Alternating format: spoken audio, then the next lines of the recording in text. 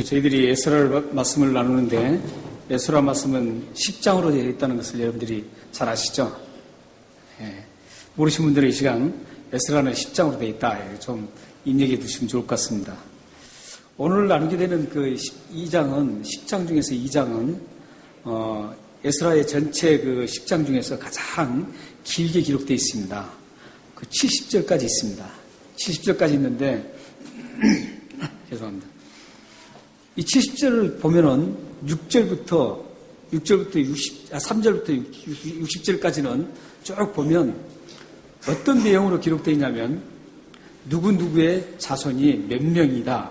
이렇게 계속적으로 3절부터 60절까지 그 긴 그 절을 그렇게 계속 채워나가고 있습니다. 그러니까 때문에 이 부분을 보면 참 지루하게 느껴집니다.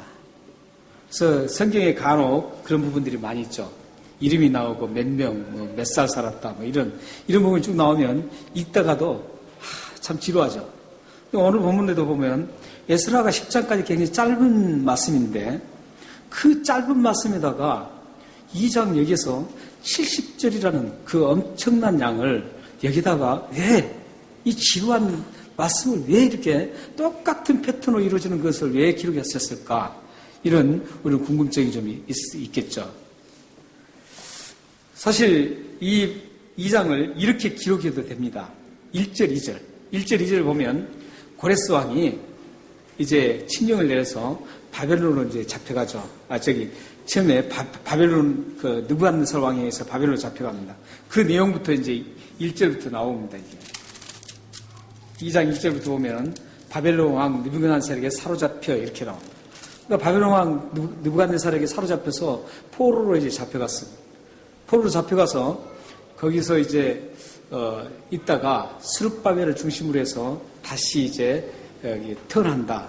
그리고 나서 그걸 그대로 오늘 우리가 읽었던 64절부터 70절로 바로 이어서 연결해서 기록할 수가 있습니다.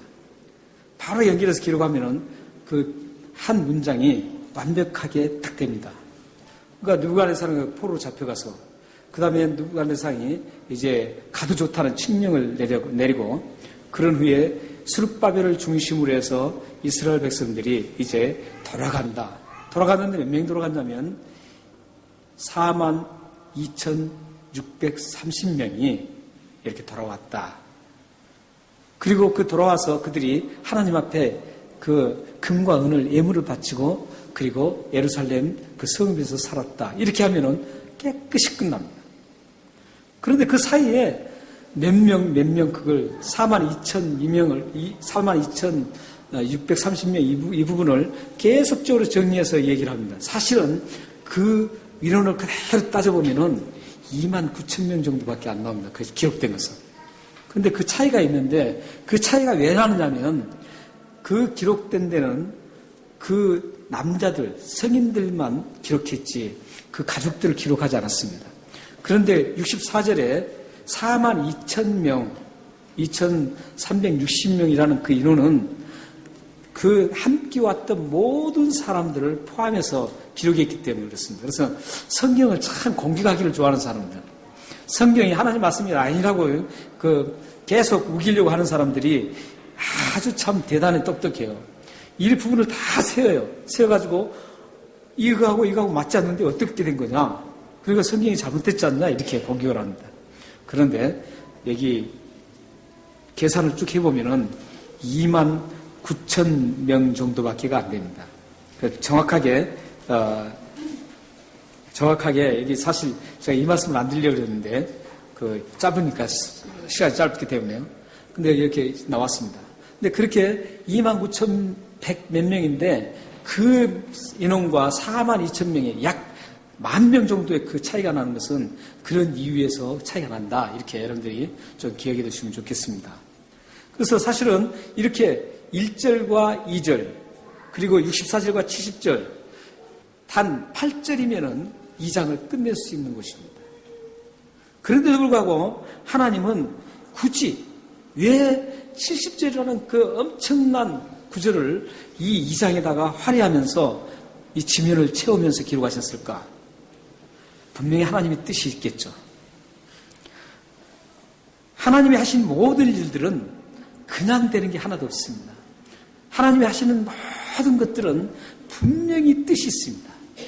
그리고 분명한 목적을 담고 있습니다. 그래서 이 하나님이 하신 모든 것은 목적이 있어서 진행되기 때문에 이 분명히 기록한 것도 분명히 하나님께서 70절이라는 그 화를 한 그 이유가 있을 것이고 목적이 있고 뜻이 있을 것입니다. 하나님이 온 우주를 창조하신 이유가 뭡니까? 하나님이 이 우주를 창조하신 이유는 하나님의 그 위대하심, 하나님의 그 영광스러운 그 하나님을 드러내기 위해서 창조하신 겁니다. 그리고 또한 하나님께서 예수님을 우리에게 십자가에 죽기까지 주신 이유가 뭐죠? 예수님 우리에게 주신 이유는, 십자가에 죽게 하신 그 이유는 죽을 수밖에 없는 우리들, 죄로 인해서 죽을 수밖에 없는 우리들을 십자가에서 흘리신 그 보혈로 깨끗하게 용서하시고 우리를 살리기 위한 그 목적으로 예수님을 십자가에 죽게 하셨습니다. 이렇게 목적이 다 있습니다. 그래서 성령님을 우리에게 보내신 이유는 뭡니까? 성령님 우리에게 보내신 이유는 사도행전 1장 8절에 있는 말씀처럼 성령님의 그 권능을 받아서 땅끝까지 이르러서 하나님의 예수님의 증인으로 살게 하려고 성령님을 주신 겁니다. 방언하고 막 즐거워하라고 주신 게 아니에요. 뭐 병 고치는데 막 그것 때문에 주신 게 아니에요. 그 병 고치는 거, 뭐 방언하는 이 모든 것도 결국은 예수 그리스도를 증인이 되기 위해서 주셨다는 거예요. 그러니까 하나님이 성령이 주신 목적이 있죠. 예수님 십자가에 죽게 하신 목적이 있고 이 세상을 만드신 목적이 있습니다. 그리고 지금도 이 세상의 역사가 흐르는 모든 것들이 하나님에 의해서 운행된다고 저희 지난 시간에 말씀했습니다. 그 운행되는 모든 것들이 하나님의 목적에 의해서 운행되고 있고 하나님의 뜻을 이루기 위해서 가고 있다는 겁니다. 여러분의 개인의 삶도 마찬가지입니다. 여러분의 개인의 삶도 역시 하나님께서 목적을 두고 여러분을 창조하셨고 살아가도록 하신 겁니다. 그렇기 때문에 이렇게 이 장을 짤막하게 기록한 것도 분명히 목적이 있습니다. 그 목적을 두 가지입니다. 하나는 여기 조상들을 얘기하면서 쭉 기록한 이유는 하나님께서 그 조상들에게 약속하셨던 하나님의 택한 백성은 꼭 끝까지 책임져 주시고 이끌어 주신다. 이 사실을 여기다가 보라. 확실하지 않냐? 이걸 신실하신 하나님을 여기다가 우리에게 보여주기 위해서 이렇게 조금 많은 절을 활용해서 기록했던 겁니다. 그리고 또 하나는 여기에 나온 그 후손들이 하나님이 그 행하시는 그 목적과 뜻을 잘 예민하게 반응해서 그 뜻대로 자기들의 모든 걸 다 포기하고 하나님의 그 뜻과 목적을 위해서 그들이 예루살렘으로 갔다. 그 아름다운 신앙의 사람들을 보라는 뜻으로 기록해 하는 겁니다. 두 가지 목적이에요. 목적이 없는 게 없습니다. 얼마나 큰 목적이에요. 여러분 삶에서 일어나는 모든 일도 하나님의 목적이 담겨 있습니다. 그러므로 여러분의 삶에 일어나는 모든 일에서 하나님이 이루시고자 하는 그 목적이 무엇인가? 또 하나님이 그 나의 삶을 통해서 어떤 뜻을 펼쳐나가시는가 그걸 발견하고 이해해서 예민하게 반응하면서 따라가야 되는 것입니다. 오늘 우리가 함께 보았던 64절 말씀을 보면 페르시아 고레스 왕이 이제 고국으로 돌아가도 좋다고 했을 때 고국으로 돌아온 사람이 42,360명이다 이렇게 기록하고 있습니다. 그리고 노비와 노래를 하는 사람들을 합하면 약 5만 명이 됩니다. 5만 명이 몇 명 부족합니다. 5만 명이 됩니다. 약 5만 명의 사람들만 예루살렘으로 돌아왔습니다. 당시에 포로로 잡혀간 사람들이 얼마 정도 됐냐면 정확하게 모르지만 유다가 망하기 전에 인구가 약 110만 명이었습니다. 근데 그때 잡혀간 사람들을 대충 역사적인 근거를 쭉 추론해 보면 약 25만에서 30만 명이라고 합니다. 많이 잡혀갔죠? 많이 잡혀갔어요. 약 25만 명, 30만이 잡혀간 겁니다. 그렇다면 이제 돌아온 사람이 5만 명이에요. 5만 명인데 그 5만 명을 빼면 대부분 많은 사람들이 그것에 머물러 있었다는 겁니다. 가지 않고. 다시 말씀드린 이 5만 명 사람들은 하나님이 하신 일에 그 목적과 뜻을 따라서 예민하게 반응을 했습니다. 그리고 그 예민한 반응과 함께 그들이 단호하게 결단하고 따라갔었던 사람들입니다. 반대로 대부분의 많은 약 25만 명 이상 되는 사람들이 대다수 사람들은 그 당시에 하나님이 하시는 일에 예민하게 반응하지 않았던 사람들입니다. 많은 사람들 중에 소수의 사람들만이 하나님의 목적과 하나님의 뜻에 예민하게 반응했습니다. 이 사건은 그냥 되어준 게 아니라 이사야서 선지자가 200년 전에 이사야 10장 20절에서 23절에 나오는 것처럼 소수의 사람들만이 예루살렘으로 돌아온다라는 그 예언의 말씀이 이루어진 겁니다.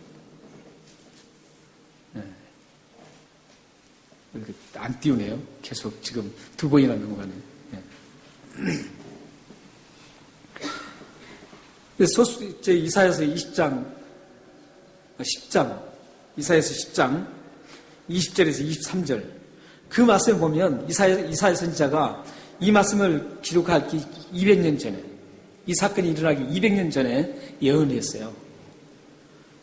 그 많은 사람들 중에 소수만이 다시 돌아올 것이다. 이렇게 그 예언을 했습니다.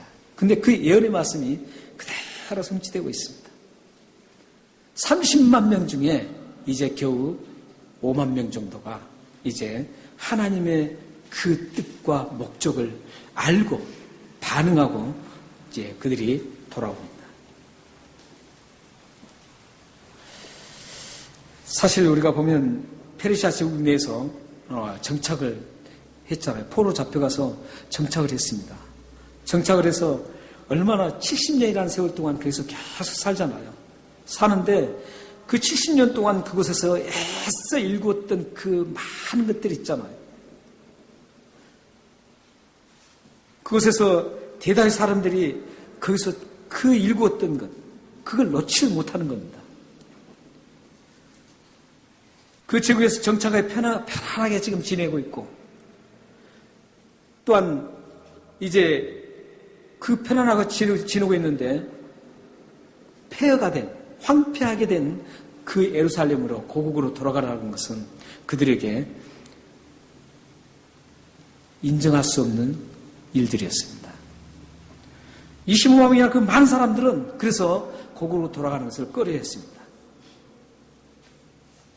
사실 포로로 잡혀가서 타국에서 고생하고 그냥 이민 간 것도 아니고 포로로 잡혀가서 종처럼 잡혀가서 그곳에서 무시당하면서 자신의 모든 일생을 다 바쳐서 그것을 일궈놓은 것들이 많은데 그것을 포기하고 다시 새롭게 시작해야 되고 그 폐허가 된 그 고국으로 간다는 것이 쉽지 않습니다.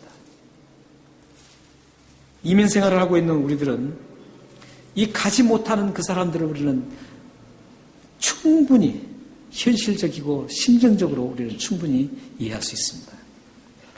사실 저 같은 경우도 예를 들어서 한국에서 갈 일이 있어도 선뜻 못 갑니다. 여기 계신 분들 다 그렇잖아요. 여기 다 뿌리를 내리고 다 계시면 이곳을 선뜻 떠날 수가 없습니다. 자녀 문제 때문에도 떠날 수 없고 여기서 지금 하고 있는 일 때문에도 선뜻 거꾸로 떠난다는 게 쉽지 않습니다. 그래서 우리 이민자들은 이 사실을 굉장히 공감을 합니다. 그 사람들, 25만이나 사람들이 그 못됐다 이럴 수가 없어요. 그 떠나기 쉽지 않습니다. 쉽게 떠날 수가 없어요. 사실 보면은 떠날 수 있는 입장과 환경은 모두가 5만 명이나 25만 명이나 똑같았습니다. 그런데 5만 명은 바벨론에서 예루살렘으로 그 거리가 직선거리로 약 900km라고 해요. 근데 그때 당시에 그 길이 지금처럼 900km면 약 지금 브리스번 조금 못 갔었는데 브리스번이 지금 900 몇 킬로입니다. 950km가 될 거예요. 그러니까 50km 모자라는 브리스번이죠. 그것까지 얼마나 뭡니까? 900km. 우리 한국 같으면 더 실감 있죠. 서울에서 부산까지 470km 정도밖에 안 되죠. 왕복하는 거리예요. 서울, 부산은 왕복하는 거리예요. 그 거리를 당시에 이렇게 지금처럼 고속도로 쭉 나서 차로 쫙 가는 게 아니라 그 험한 길을 가야 됩니다. 그것도 뭐 한두 명이 가는 게 아니라 5만 명이 함께 간다는 게 쉽지 않습니다. 장정만 간 것도 아니잖아요. 그 가족들이 함께 손을 잡고 가는 겁니다. 얼마나 힘들었겠어요. 그런데 그 힘든 걸 다 감수하고 그들은 다 알고 있었죠. 그 고국으로 돌아가면 그곳에서 완전히 황폐화된 곳에서 다시 새롭게 시작한다는 게 그 쉽지 않잖아요. 그걸 다 알면서도 이 5만 명은 가는 겁니다. 그런데 그 모든 걸 아는 25만 명은 가지 못하는 겁니다.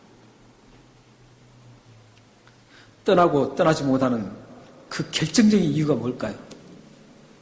환경이요? 그렇지 않습니다. 물론 그 환경 때문에 일궈놓은 거에 있어서 못 가고 그러지만 그렇다면 5만 명은 왜 가냐 이거예요. 결정적인 그 가고 떠나고 떠나지 못한 결정적인 이유는 뭐냐면 하나님이 하시는 그 일에 대한 목적을 발견했느냐, 하나님이 하시는 그 뜻을 이해하고 그 뜻과 목적을 위해서 자기가 결단하고 가느냐, 이것을 발견하고 이해했느냐, 여기에 있습니다. 그렇기 때문에 5만 명은 하나님의 목적과 뜻을 알았습니다. 그렇기 때문에 그 뜻이 더 위대한 걸 알았어요. 위대하신 하나님을 알기 때문에 하나님이라면 그 모든 걸, 그 위대한 그 계획이 있고 목적이 있다는 걸 알기 때문에 이들은 그래서 그 모든 것들을 5만 명은 다 버릴 수가 있었습니다. 하나님이 하신 일이라면 나는 그것을 따라가겠다. 이런 아주 대단한 믿음의 사람들이 뭉쳐 있습니다. 그래서 그 아름다운 모습을 이렇게 길게 기록해 주는 겁니다. 그런데 25만 명, 남아있는 25만 명 정도 되는 사람들은 하나님의 그 목적과 하나님의 뜻을 하시는 모든 일 속에 벌어지는, 지금 벌어지고 있는 그 일들 속에서도 하나님의 목적이 무엇이고 하나님의 뜻을 이해를 못하고 발견을 못했습니다. 그렇기 때문에 가지 못한 겁니다. 여러분들이 살아가면서 가장 신경 써야 할 부분도 모든 일에 하나님의 목적을 발견해야 됩니다. 여러분 살아가면서 모든 일 속에서 하나님의 뜻이 무엇인가를 이해하고 발견할 수 있어야 돼요. 그래야만 여러분들이 하나님이 기뻐하시는 그 길로 갈 수가 있습니다. 그렇지 않으면 가지 못해요. 그렇지 않으면 못 갑니다. 왜냐하면 이 세상이 더 크게 보이기 때문에, 하나님은 적게 보이고 하나님은 더 적게 보이고 세상은 크게 보이기 때문에, 하나님은 별로 아름답지 못하게 보이고 세상은 너무 좋고 아름답게 보이기 때문에 결단할 수가 없습니다.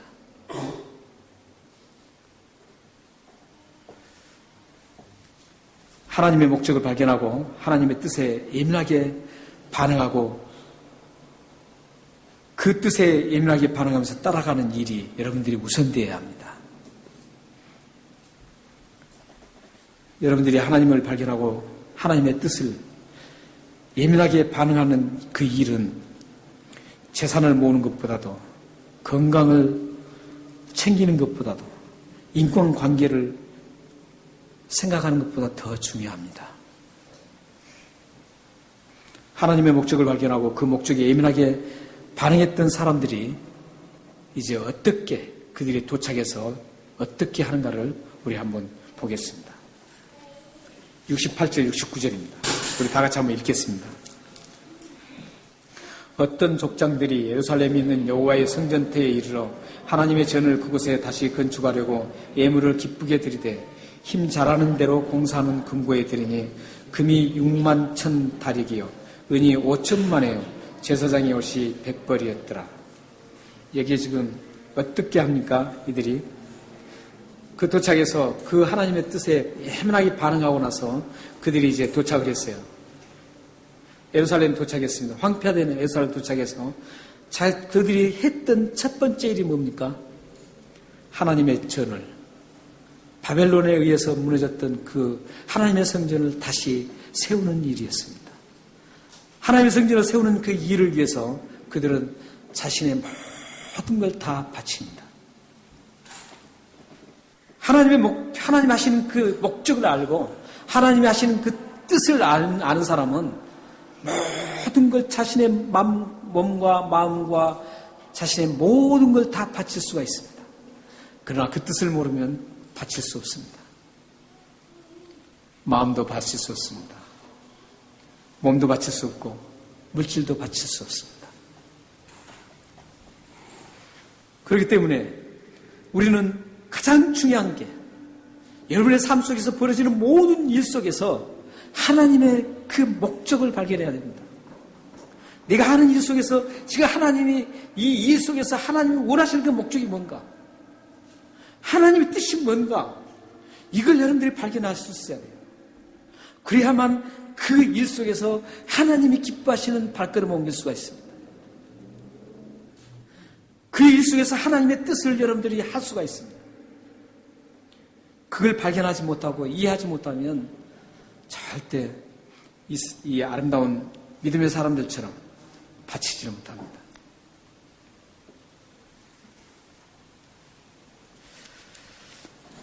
여기서 보면 하나님의 목적이 뭐였습니까? 하나님의 뜻이 뭐였습니까? 무너진 성전을 다시 세우는 것이었습니다. 우리는 대부분 보면은 우리 자신 위주로 살아가는 것 같아요. 하나님 뜻을 내 자신 위주로 맞추니까 이 하나님과 자꾸 하나님 뜻과 어우러지는 거죠. 내 자신이 뭔가 이루어야 되는 게 하나님 뜻이라고 생각해요. 그러나 하나님은 하나님의 뜻을 이루는 것을 원합니다. 그래서 하나님의 성전을 건축하는 겁니다. 그런데 우리는 여기에서 그들이 하나님의 목적과 뜻을 어떤 마음으로 이루었는가를 보아야 합니다. 68절 보시면 즐거이, 69절 보시면 힘 잘하는 대로. 이게 무슨 말입니까? 한마디로 자원해서 하나님 앞에 드렸다는 겁니다. 여기서 물질을 드렸다 이게 중요한 게 아니에요. 물질을 드렸다는 그 의미가 중요한 게 아니라 이들이 정말 하나님으로부터 반응하고 하나님의 그 목적과 뜻을 이루기 위해서 자신에서 자원하는 마음으로 즐겁게 하나님의 일에 동참했다는 겁니다. 이들이 드렸던 그 예물을 지금 금액으로 환산해 보면 약 640억이라고 합니다. 상당히 크죠?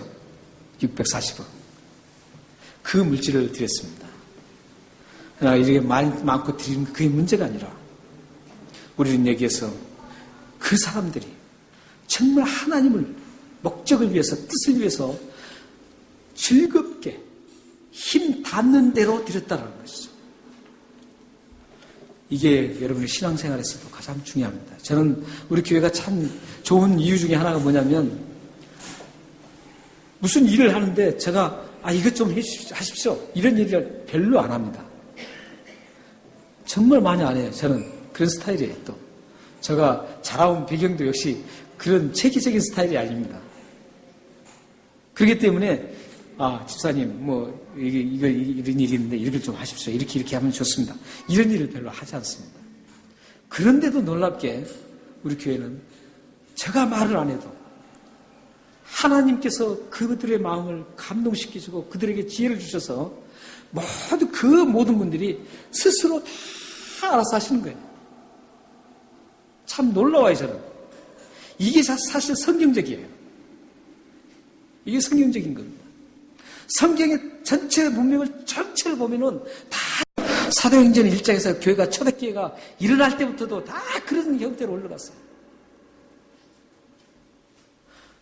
회사처럼 조직화시키지 않았어요.